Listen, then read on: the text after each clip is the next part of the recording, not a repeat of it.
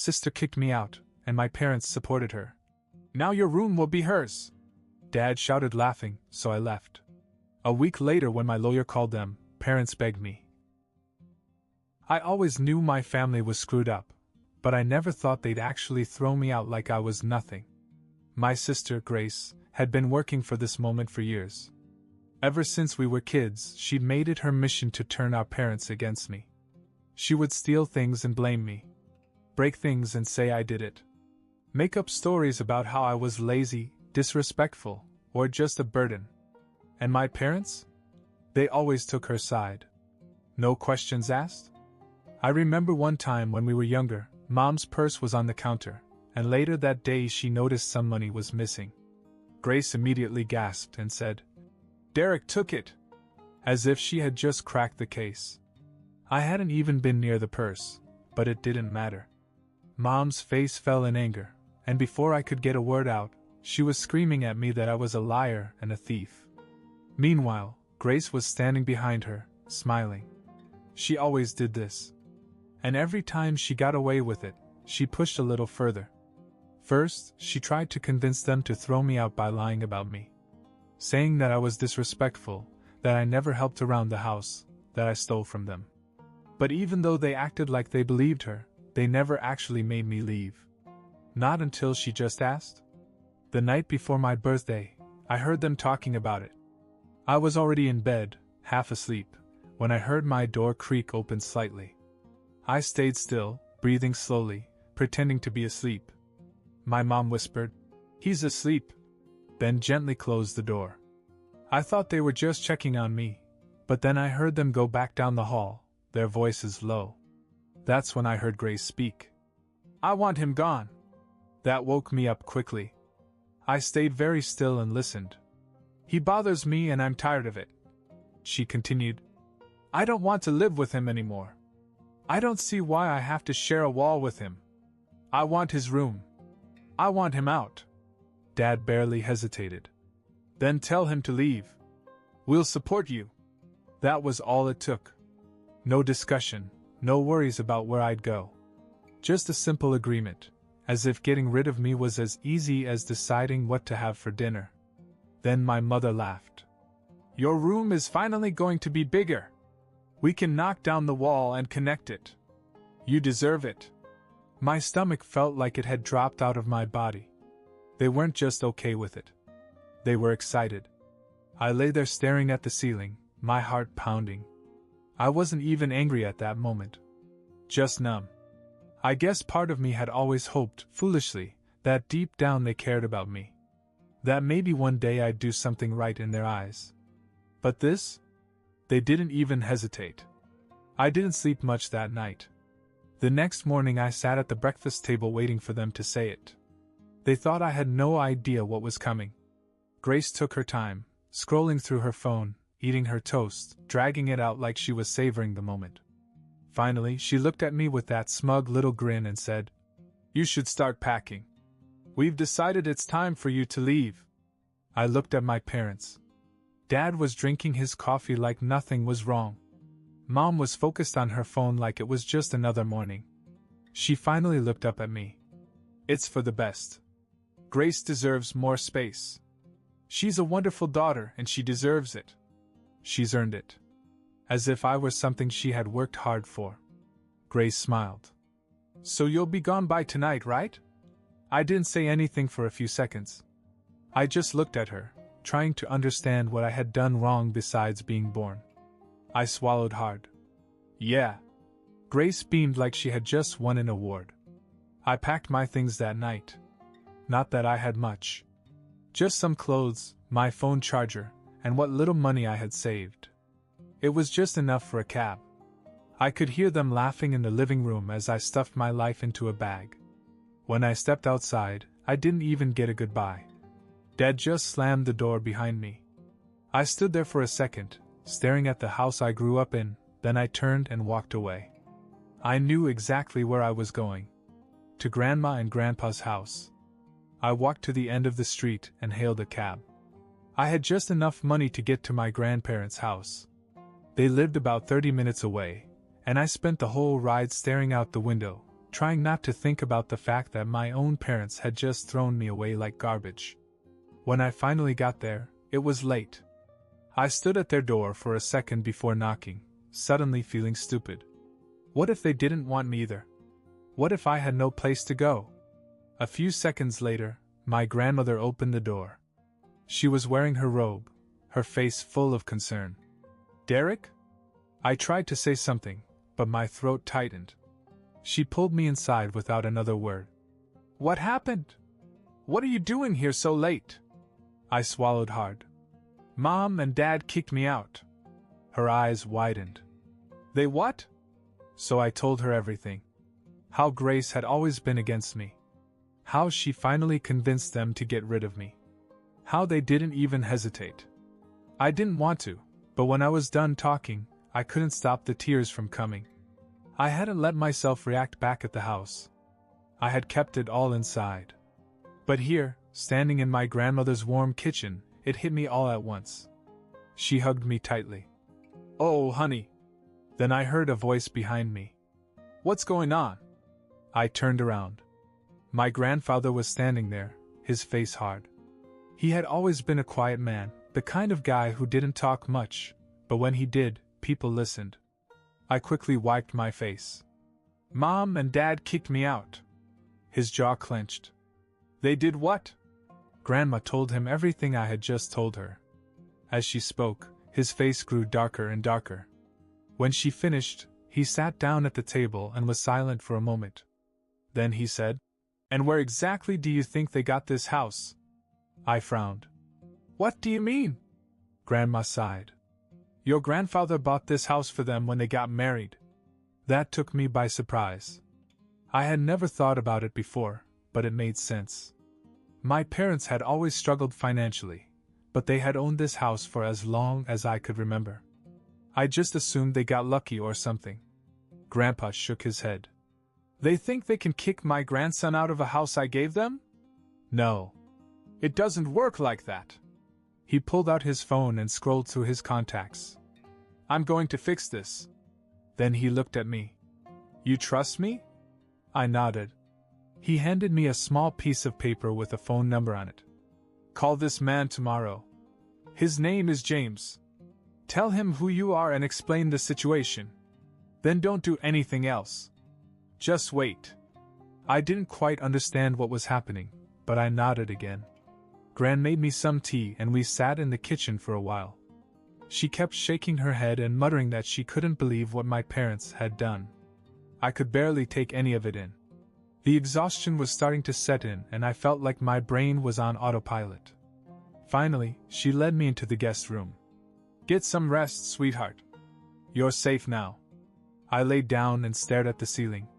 For the first time in my life, I wasn't under the same roof as my parents and Grace.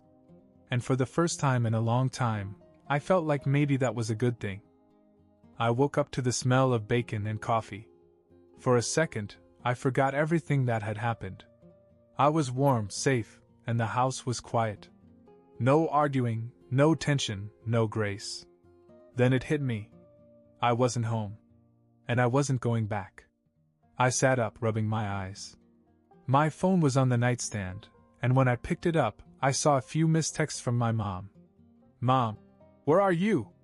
Mom, you better not be at my parents' house. Mom, you are making this harder than it has to be." I just stared at the messages. Harder for who?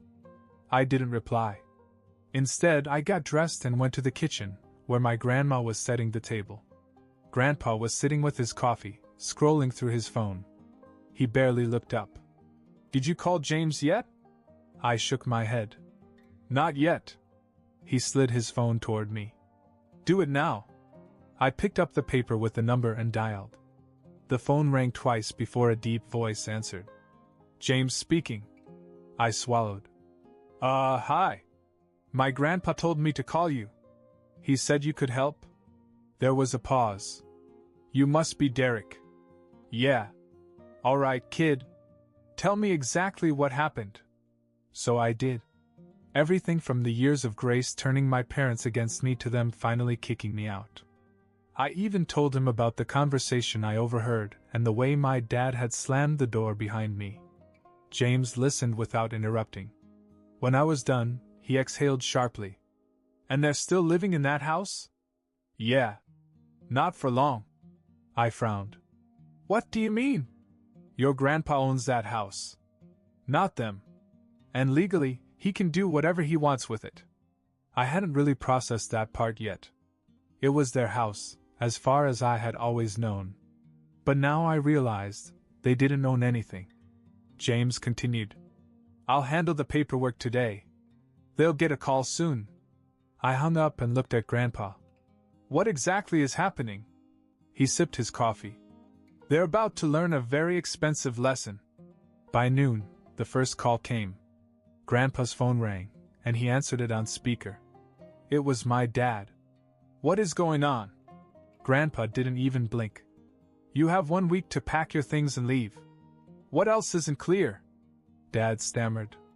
You can't just kick us out. Grandpa chuckled. You kicked my grandson out of my house, and now you're shocked it doesn't belong to you. You made your bed, now lie in it.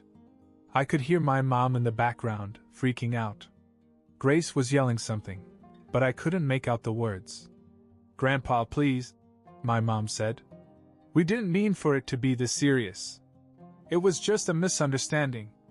Misunderstanding? Grandpa repeated. You threw your son out like garbage. You didn't even care where he went. So now you can figure out where you will go. Dad's voice turned desperate. We have nowhere to go. Grandpa didn't respond. He just hung up. That night they showed up. I was in the living room when I heard a car pull up outside. I peeked through the curtain. It was them. Mom, Dad, and Grace. I felt a weird mix of emotions, anger, dread, satisfaction. But before I could react, Grandpa was already at the door. The moment he opened it, Mom started talking.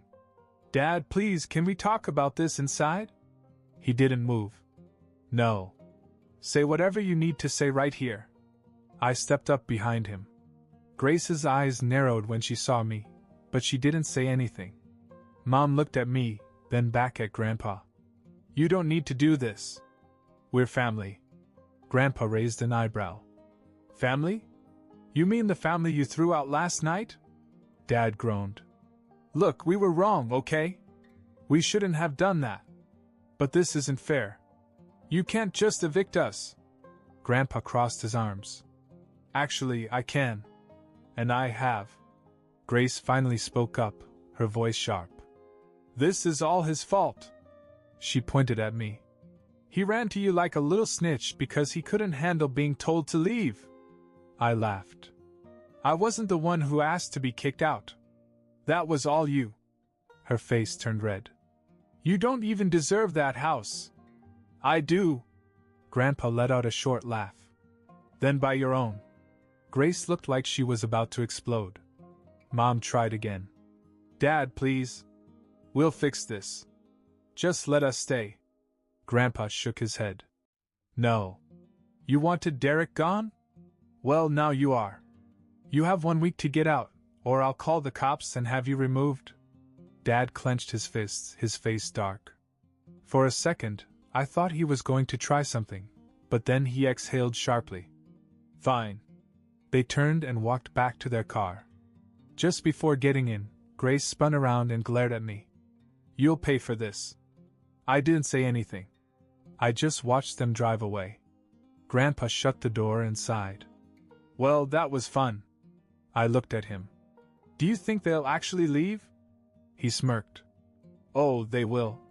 And if they try anything stupid, I'll make sure they regret it. I thought that was the end of it. They had a week to move out, and I figured they'd spend that time complaining and trying to guilt-trip Grandpa into changing his mind. I was wrong.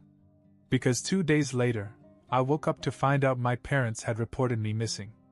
I was in the kitchen eating breakfast when my grandma's phone rang. She answered, and I could tell right away something was off. Yes, this is his grandmother. What do you mean missing? I froze, my spoon halfway to my mouth. Grandpa put down his newspaper. Who is it? Grandma looked at me. It's the police. I nearly choked. She listened for a moment longer, then sighed. Yes, he's here. He's been here since the night they threw him out. A pause.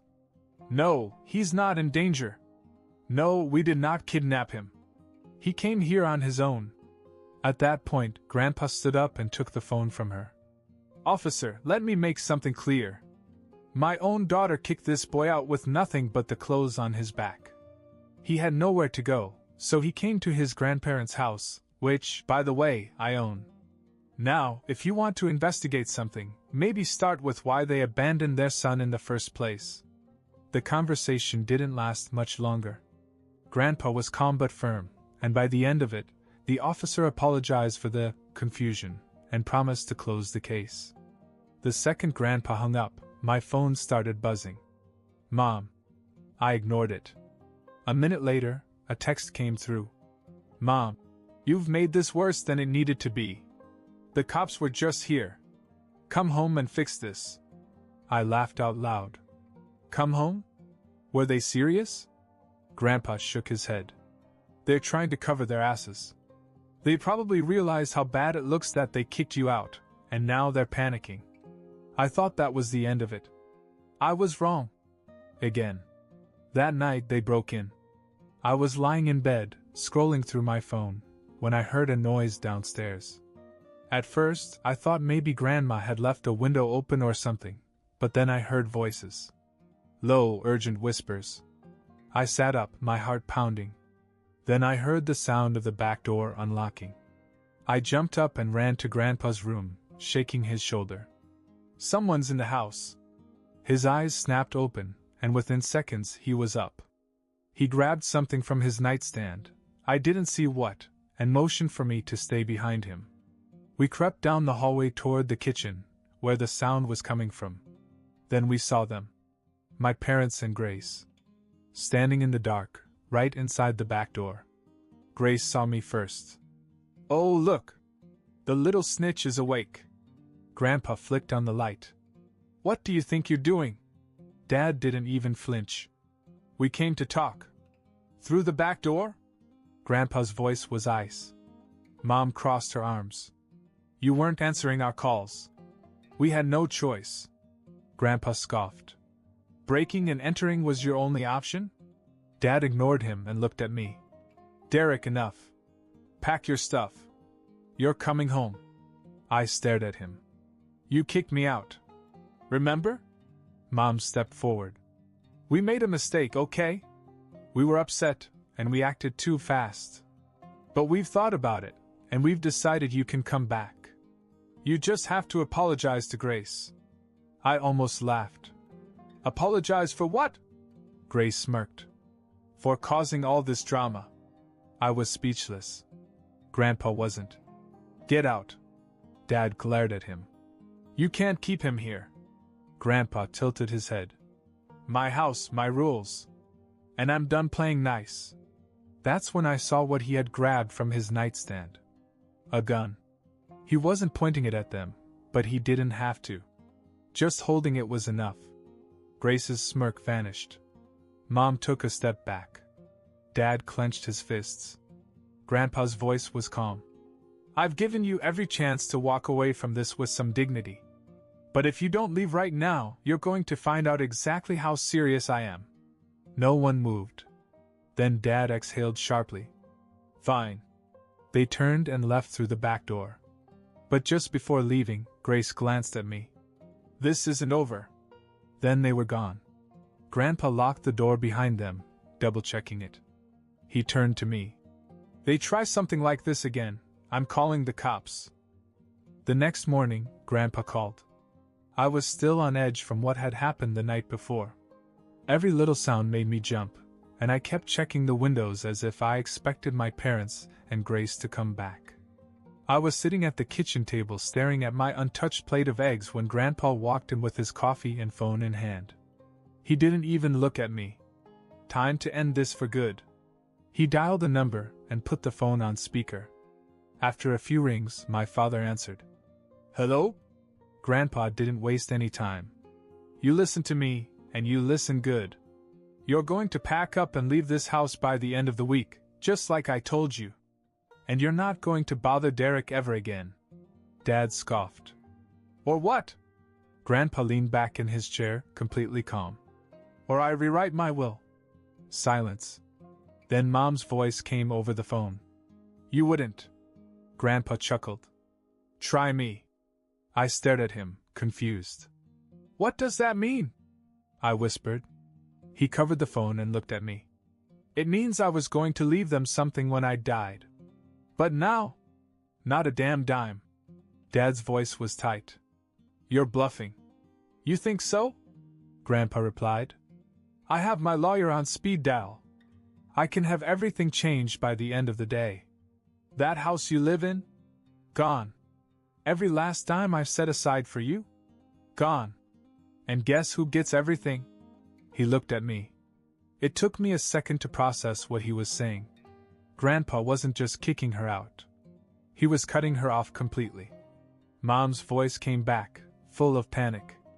Dad, please. We made a mistake. You can't just disown us for that. Grandpa raised an eyebrow. Oh? Like you disowned your own son? Dad tried a different approach. Okay, fine. We'll leave the house. But you don't have to be so extreme, Dash. I do, Grandpa interrupted. Because I know you too. You're never going to stop trying to manipulate him. You'll keep scheming, keep twisting things, keep making his life miserable. Well, not anymore. You burned that bridge. It's gone. Grace finally spoke up. So what? You're giving him everything? Grandpa smiled. That's right. The house, the money, everything. It's Derek's now. I almost dropped my fork. Wait, what? Grandpa just nodded. You heard me. You're staying here. This is your home now. Dad was furious. You're seriously giving everything to him over us? Grandpa sighed like he was bored. Yep. Grace lost it. That's not fair. Grandpa let out a sharp laugh. Neither is life. Get over it. Dad muttered under his breath. Mom sounded like she was crying. Grace kept screaming in the background. But Grandpa was done. You have until the end of the week, he said. If you're not out by then, I'm calling the cops. Then he hung up. I sat there speechless. Grandpa took a sip of his coffee. Well, that was fun. And that was it. At the end of the week, my parents and Grace packed up and moved into a rented apartment. Grandpa made sure they knew there was no coming back. I expected them to try another trick, another stunt, but they didn't. I think they finally realized there was nothing left for them to take. Grace sent me one last text before she blocked me. Grace. Enjoy the house, loser. I hope it was worth losing your family. I didn't reply. Because for the first time in my life, I actually felt like I had a family. Grandma and Grandpa were there for me in a way that my parents never were. They supported me, encouraged me, and for the first time, I wasn't just tolerated in my own home, I was wanted. A few weeks later, Grandpa sat me down and handed me a set of keys. You belong here, boy, he said. This house is yours now. I stared at him, completely overwhelmed. Are you sure? He nodded. I've never been more sure of anything. And that was that. I moved into the house permanently, and life finally started to feel normal. Peaceful. No more walking on eggshells. No more fighting to prove myself to people who never really cared. As for my parents and Grace, they never tried to contact me again. I guess once they realized I was no longer a resource for them to use, they stopped caring. And honestly, that was fine with me.